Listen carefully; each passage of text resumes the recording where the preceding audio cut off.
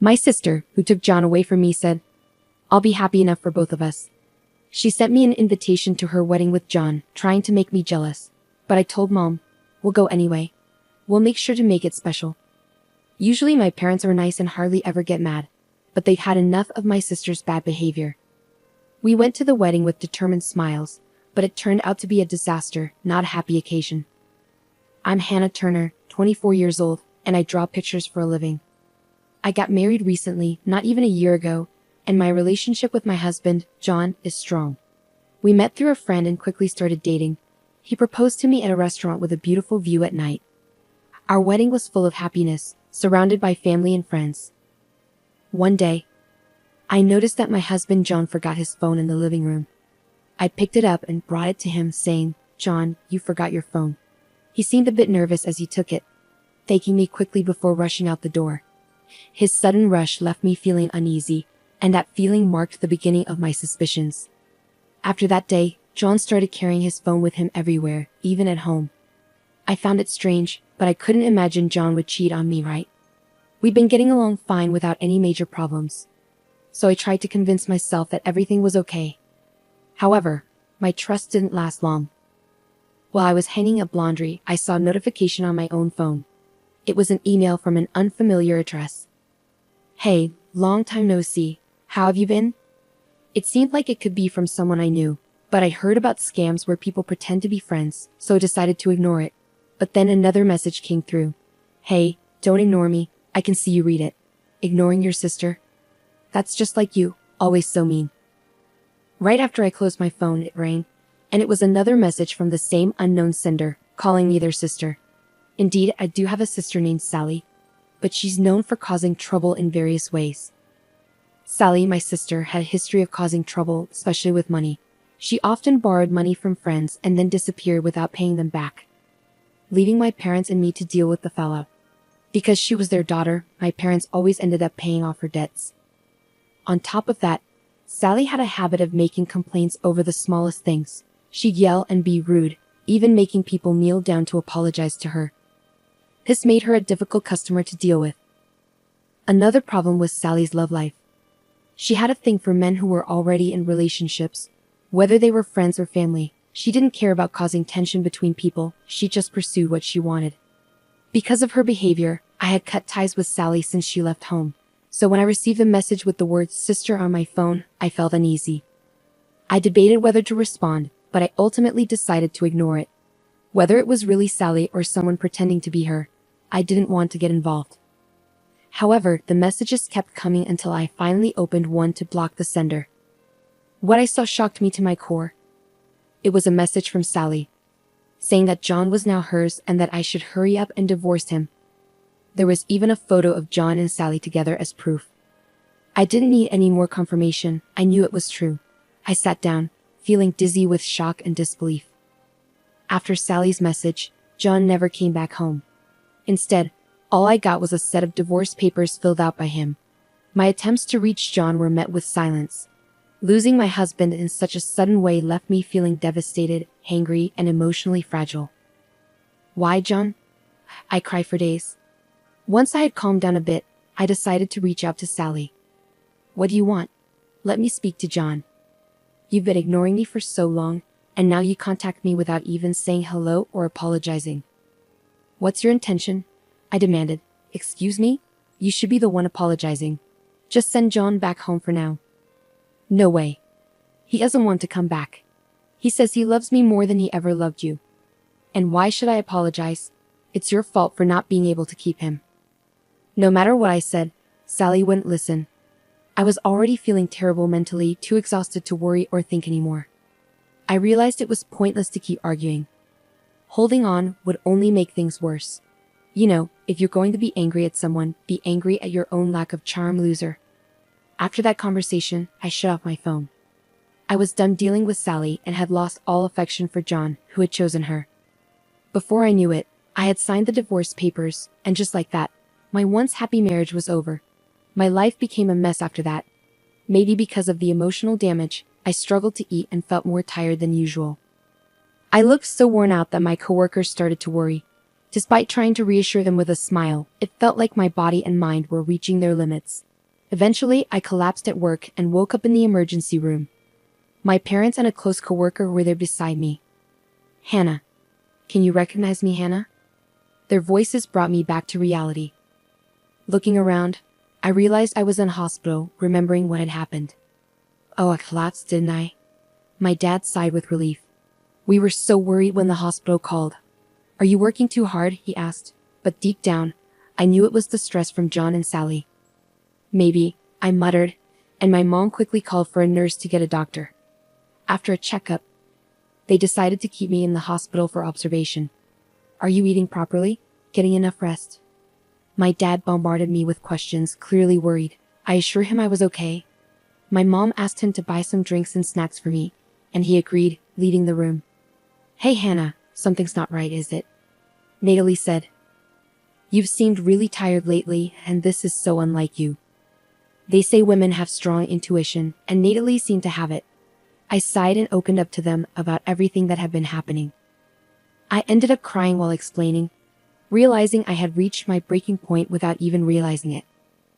I thought I could handle it all, but it turns out I didn't understand myself as well as I thought.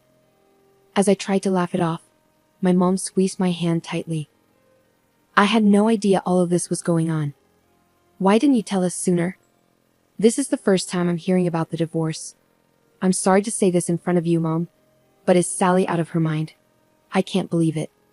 Both of them expressed their anger towards Sally, and I could tell they were genuinely worried about me. I didn't want to cause trouble or worry anyone, so I tried to downplay the situation. I felt embarrassed, and part of me believed what Sally had said might be true. Maybe it was my fault for not being more appealing. "That's nonsense. What are you talking about? It's clear that Sally and your ex are the ones in the wrong here. Natalie is right. You didn't do anything wrong. To think you were suffering all alone. I'm so sorry." Both of them looked like they were on the verge of tears. I regretted not relying on the people around me more. My mom suggested that I come back home for a while considering my mental and physical state, and after the doctor also recommended rest, Natalie took care of the paperwork at work with my medical certificate. When my dad returned with drinks and heard about me resting at home, he immediately agreed that it was a good idea.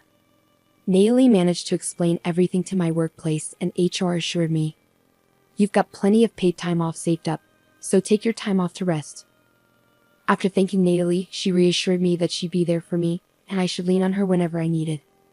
Over the next few days, I stayed at my parents' house. Natalie came to visit occasionally, and I could feel my mind and body gradually recovering. I realized that keeping everything bottled up inside wasn't healthy. Today, as Natalie and I were enjoying cake prepared by my mom, my phone rang, piquing my curiosity. I opened it, and my heart raced. "Hey there, how are you doing? Thought you might be wondering about us, so I decided to reach out." It was Sally, who I hadn't spoken to since the fallout. I regretted letting my guard down and checking my phone. Natalie noticed the change in my expression.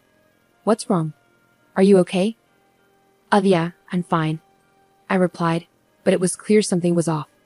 Natalie asked if she could see my phone. I didn't want to worry her, but I had just realized that bottling things up wasn't good. So, I nodded and handed her my phone. Natalie looked puzzled as she read the message. "What's this? Is she picking a fight? This is Sally, right?" I nodded in response, and Natalie closed the phone. "Just ignore it. Actually, let's block her." "No point in dealing with someone like this," she suggested, and I agreed. Opening my phone to block Sally, just then, another message from Sally came in. "We've been living together smoothly since then, and guess what? I got pregnant." You might be thinking already, but nope. John and I started our relationship 6 months ago. The word pregnant made time stop for me. We had been trying to conceive during our marriage. "It would be great if we could be blessed with our baby soon," we used to say. Reading this message hurt deeply. Tears started flowing, and Natalie, seeing me cry, took the phone from my hand. After reading the message, she yelled, "What? I can't believe this. I'm so mad I could explode. We should sue them." Suing was something I had considered when I first received the message, but now, I didn't have the energy or will to pursue it. "I just don't want to deal with this anymore," I muttered, and Natalie calmed down. "Sorry, I got too emotional." "You're right. It's best not to get involved." Natalie's comforting back rub felt so kind, and I cried a bit more. Then my mom came into the living room, having seen what happened. "Hey Hannah, actually, I haven't told your dad about this yet." I understood what that meant. Knowing this would infuriate my dad. "But I think it's time we told him." My mom's solemn words struck me deeply. I took a moment to think. "I also believe it's time to talk about it. This is just too much," I concluded. Natalie's words convinced me too. So I decided to let my mom talk to him. My mom said she would talk about it, so I decided to leave it to her. After Natalie went home and it got dark, my dad came back from work. He said it smelled good in the house and asked what was for dinner. I welcomed him home, and he seemed happier since I returned.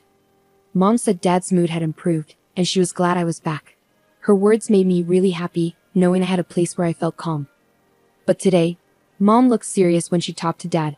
She said they needed to discuss something important, and Dad understood, becoming serious too. Then Dad mentioned it was about me, and I could see kindness in his eyes, which almost made me cry. After explaining everything to Dad, he seemed calm but a bit angry. He told me not to block Sally yet, even though I didn't have to read her messages. He must have had his reasons. Mom usually followed Dad's advice in situations like this. Dad also suggested letting Natalie know about it. I understood and agreed.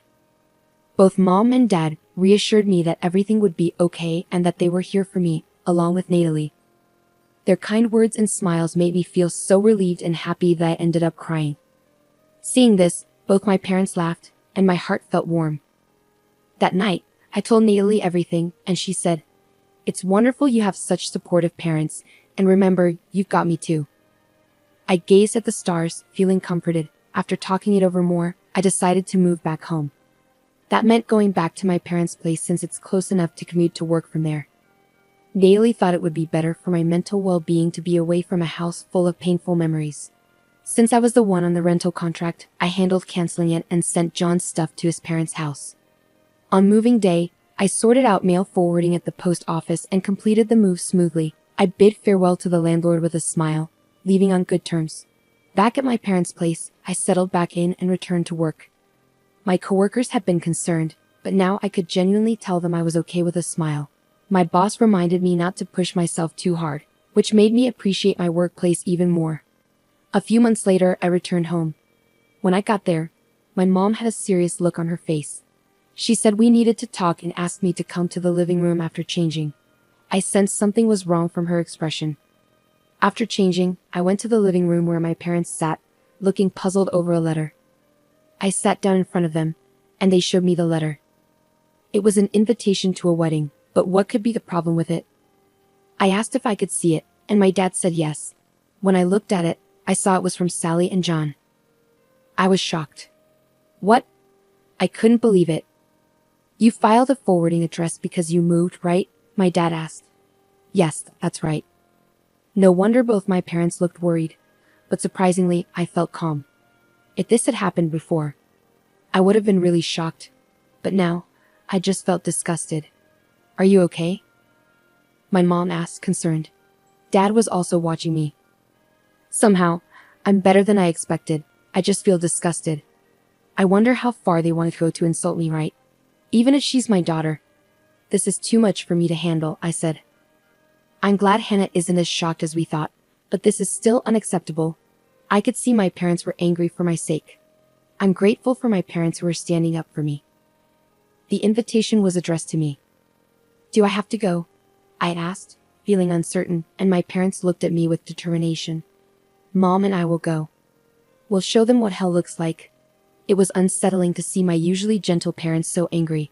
"But the invitation is addressed to me," I pointed out. "Well, we're the parents of the bride. It would be rude not to attend, right?" my dad reasoned. "Exactly. It's our daughter's wedding. We're looking forward to it," Mom said with a smile, but her eyes didn't match her expression, making me nervous. Dad brushed off my concerns and kept getting ready. "I hope it's okay," he said, ignoring me. I heard a car pulling up, so I went to check if they had called a taxi. But instead, I found Natalie stepping out of a familiar car.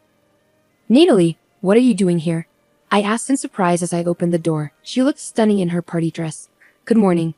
Are your dad and mom ready?" she asked, ignoring my question. "Wait, am I attending the wedding too?" I was shocked by her statement. When my parents came out, I asked them what was going on. It turned out that one of John's relatives was a friend of Natalie's. Upon hearing about the situation, she was invited to attend as his relative's girlfriend. My parents didn't object. In fact, they seemed excited about going together. As I pondered what they were up to, Natalie said, "I can't just sit back after what happened to Hannah. You get it, right?"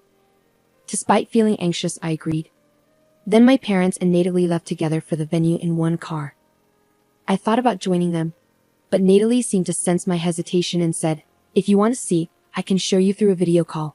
So I stayed home and trusted them. But my curiosity got the best of me, and I reached out to Natalie for a video call. When they arrived at the venue, my parents and Natalie headed to the reception. Natalie was on the guest list, thanks to John's relative's arrangement, but my parents weren't listed since they weren't officially invited.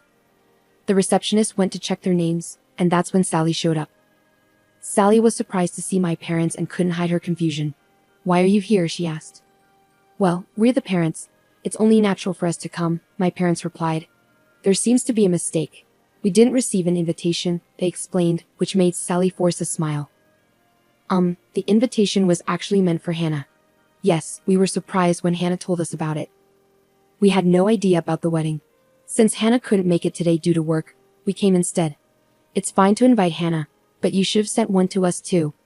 It wouldn't look good without the bride's parents, right? My dad pointed out, mentioning the lack of invitation twice. Though I couldn't see my parents' expressions through Natalie's video call, I could picture the scene in my mind. "Yes, I'm your daughter after all. Of course, you'd be happy." Sally seemed to genuinely believe my parents came for her sake. I thought she was delusional, I muttered to myself. Then John appeared. He turned pale at the sight of my parents. "Relax, John. They came to celebrate with us. They must really love me, especially since Hannah is like that," Sally reassured John, who seemed relieved and greeted my parents with a smile. John's parents also joined in, and the atmosphere became friendly and warm. Seeing my former in-laws chatting happily, a memory of being fondly cared for by them stings a bit. I wondered if they were only nice to me because I was their son's wife, which was a bit shocking. Maybe it was indeed the right decision not to go, I murmured. And the scene shifted to the ceremony and then to the reception. At the reception, Sally and John made a happy entrance. Natalie occasionally asked me if I was okay, but surprisingly, I was fine, responding, "I'm okay." More than anything, I was worried about my phone's battery, but she reassured me she had a portable charger, well prepared indeed. When it was time to read the letter of gratitude to the parents, Sally started panicking because she hadn't expected her parents to come. Seeing this, my parents asked the MC for the microphone. "Today, we weren't actually supposed to come, so it's understandable that Sally wasn't prepared. As a surprise from us to you, we'd like to convey a message to our daughter Sally," my dad announced. The venue erupted in applause. Sally seemed relieved by the save and smirked, clapping exaggeratedly. "Dad, I'm so happy." Her exaggerated gratitude was annoying. I kept watching, feeling uneasy. Then my dad did something unbelievable with a smile. "Our surprise from us to you is this," he announced, and suddenly the doors of the reception hall opened, revealing several men standing there, all looking outraged. I watched the scene unfold, wondering what would happen next. Sally turned pale at the sight of them. Our Sally is so charming that she has received affection from many men. The kind Sally has responded to all these feelings, making her our pride and joy. And today, these gentlemen wanted to give us a prize, so we brought them here, my dad initiated, leading to the men storming the stage, expressing their anger. Sally tried to escape but was confronted with accusations like, "What do you mean you're marrying someone else? How much do you think I've spent on you? Pay back the money you borrowed." Sally turned pale and was nearly in tears watching this. Natalie coolly commented, "Wow," while I was stunned. John, confronting Sally with the "what's going on?" found her too shocked and flustered to respond. Then my mom grabbed the microphone and started talking. "Guess what? We have another surprise. As my husband mentioned earlier, our daughter Sally is really popular, even with other women." When Mom said this, a bunch of women in the crowd stood up. We invited those who wanted to meet Sally. After Mom spoke, the women went over to Sally. Suddenly, someone else grabbed the microphone and shouted, "You stole my man, and now you're trying to act all happy.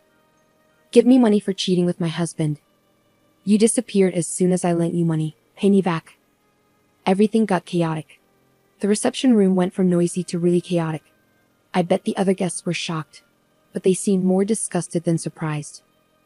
It was scary to see my parents smiling through all this madness, and I realized this was the kind of reputation my sister had.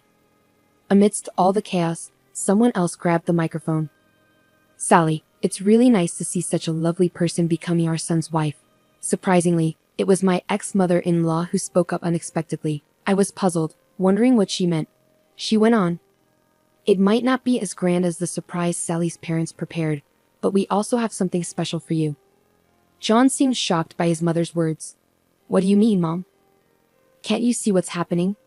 But his attempt to calm things down was ignored by my ex-father-in-law, who took hold of the microphone. "First, we want to thank Sally's parents for their thoughtful surprise. I happen to own a business, and we decided to remove John from his expected position as my successor. That's our surprise for you." "What? What's going on?" Sally and John were shocked. I remembered hearing about John being prepared to take over his dad's business during their marriage, so his dad's announcement was surprising. "What are you saying, Dad? You've made your own choices, cheated by your own will, divorced by your own will, and remarried by your own will. Someone who can make such commendable decisions should start your own business rather than take over mine. Don't decide on your own." "You said I was the successor." John looked panicked. "We're serious. You're already doing great on your own. Use your judgment to live your life from now on." "With Sally by your side," his dad replied. "Exactly, I couldn't be prouder of having a son who can make such independent decisions." I was stunned. My ex-in-laws seemed to be laughing along with my parents, but their eyes didn't match their smiles. They seemed pretty angry. Natalie found the situation amusing. "They deserve it." I can barely keep from laughing. "I'm just speechless," I said, and Natalie caught me up on what had happened while I was away. My ex-in-laws came to apologize. They truly considered me and my parents as part of their family. They had teamed up with my parents to plan this surprise retaliation. Natalie had been keeping in touch with my parents and had also heard the story from John's relatives, so she knew everything. Hearing this brought tears to my eyes, realizing I had so many people supporting me. "You're not alone, Hannah. There are so many people who care about you," Natalie said, trying to hold back her own tears. "How could we stay silent when someone we care about is hurting?" Yeah, I cried, unable to speak properly, just nodding. "Thank you," I managed to say finally. I saw my parents and ex-in-laws smiling kindly at me through the screen. Meanwhile, chaos continued at the venue, with the staff trying to calm down the disastrous situation. Then, a man stood up and made his way toward the stage. He stood in front of John, who then collapsed to his knees. After saying something to John, the man returned to his seat. "Hey, what did that man say?" I couldn't quite make it out from this far away unless he used a microphone. "Maybe I should go ask him directly," Natalie suggested and headed toward the man with her phone. "Excuse me," she said as she approached, and the man turned around. I was surprised. "Uncle?" It was indeed my dad's brother, my uncle. Natalie showed him the screen, and upon seeing me, my uncle looked surprised and very happy. "Hannah, are you okay? I heard about what happened today from your dad. It must have been tough. Thanks for worrying about me, but I'm fine. By the way, what did you say to John just now?" I told him that since I run this hotel, I'll be seeking compensation for the damages. The reception hall is a mess because of the bride and groom," my uncle explained.